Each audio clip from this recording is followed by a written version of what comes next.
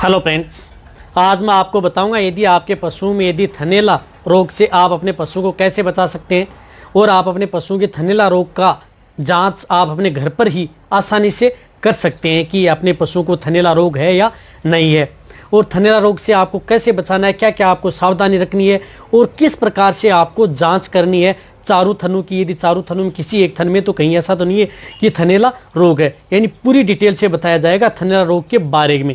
यदि वीडियो लंबी भी होगी तो वीडियो को आप स्किप करके मत देखना, वीडियो को आप पूरी देखना।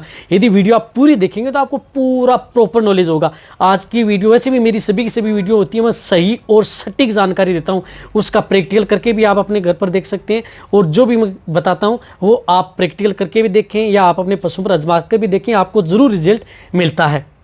जिस तरह से आप मेरे चैनल को जितना प्यार, सब्सक्राइब, लाइक और शेयर कर रहे हैं, आप सभी लोगों को मैं तहे दिल से धन्यवाद।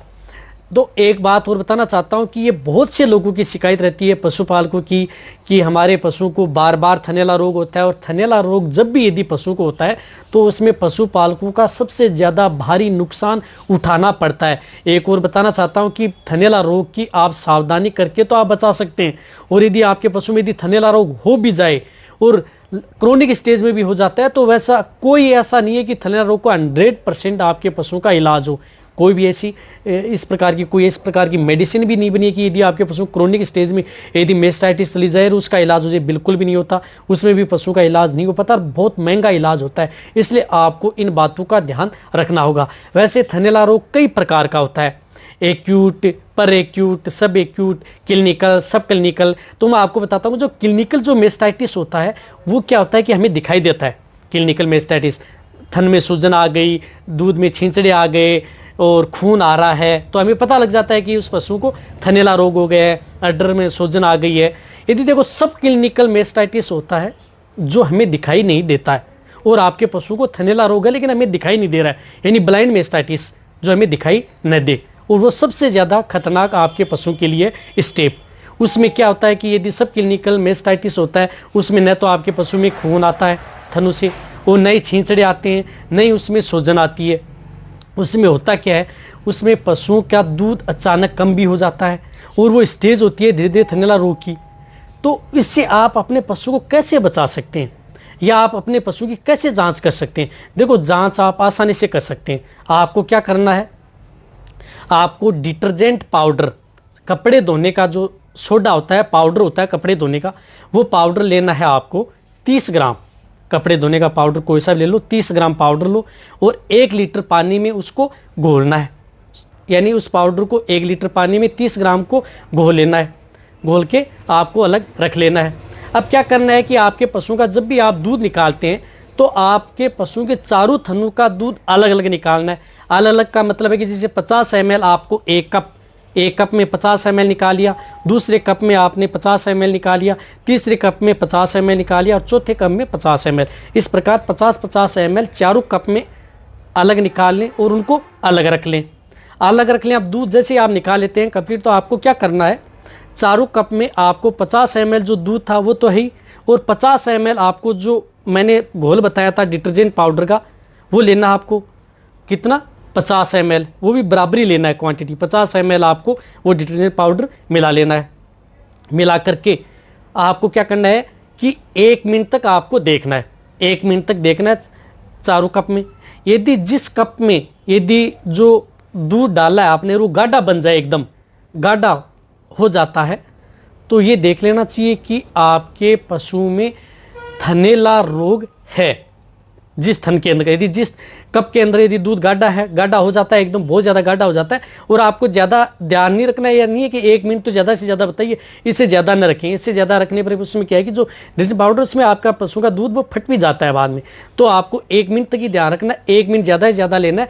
30 और 1 मिनट के बीच बीच में यदि आपके जो कप में यदि गाढ़ा हो गया तो उस थन में ये देख लेना चाहिए कि आपको सब क्लिनिकल मेस्टाइटिस हो गया है। उसकी वजह से आपके पशुओं को जो 10 लीटर दूध देने वाली जो गाय भैंस थी वो आपकी गाय 5 से 6 लीटर में आ गई है, और आप इस प्रकार के कोई लिक्विड दे रहे हैं फिर भी आपके पशु का इलाज नहीं हो पा रहा है। फिर यदि जिस थन में गाढ़ा आ जाता है तो आपको जो नज़दीक यदि पशु चिकित्सक है उनसे सलाह लेनी है और क्या ट्रीटमेंट करना है उसके अंदर, उसके बारे में मेरे चैनल पर वीडियो बनी हुई है कि मेस्टाइटिस यदि के लक्षण हो जाएं या इस प्रकार के दिक्कत हो जाए तो आपको क्या इलाज करना चाहिए वो बना हुआ है। यदि मैं इसमें बताऊंगा तो बहुत लंबी वीडियो बन जाएगी, तो वो वीडियो जाकर के देख लें, बाद में वो इलाज आप करवा सकते हैं।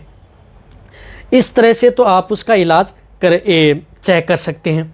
अब आपको देखो सावधानी क्या रखनी है, यदि पशुओं को थनैला रोग से बचाना है तो सावधानी ये रखनी है, जब भी यदि आप गाय भैंस का यदि आप दूध निकालते हैं तो दूध निकालने से पहले अच्छी तरह से थन को अच्छे पानी से साफ कर लें। एक बात आप जरूर ध्यान रखें, साफ कर लिया, साफ करते भी हैं सभी पशुपालक। अब साफ करते हैं तो बाद में क्या करना, आपको जैसे दूध कंप्लीट निकल जाता है तो आपको क्या करना है कि जो पोटेशियम परमंगनेट होता है उसको 1 से 2 ग्राम पोटेशियम परमंगनेट 1 लीटर पानी में उसका घोल बना लेना है। 1 लीटर पानी में घोल बना करके किसी बर्तन में डाल करके आपको जो पशुओं को दूध निकालने के बाद में चारों थनों को उसमें घोल में डुबा लेना है।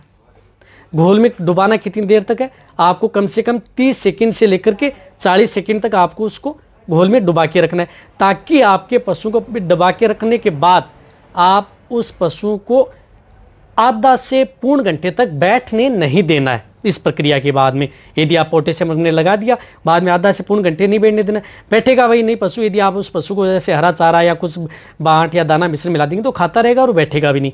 इस प्रकार से जो बैक्टीरिया होते हैं, ज़्यादातर बैक्टीरिया उस पशु के जो टीथ की जो आगे वाला हिस्सा होता है माउथ से ही अंदर प्रवेश करते हैं। इंटरनल तो जो ब्लड से आते हैं वो कम है, लेकिन जो बाहर एक्सटर्नल जो बैक्टीरिया होते हैं वो ज़्यादा अटैक करते हैं, उससे आपके पशुओं को थनैला रोग होने के सबसे ज़्यादा चांस रहते हैं। इस प्रकार तो आपको ये सावधानी रखनी है।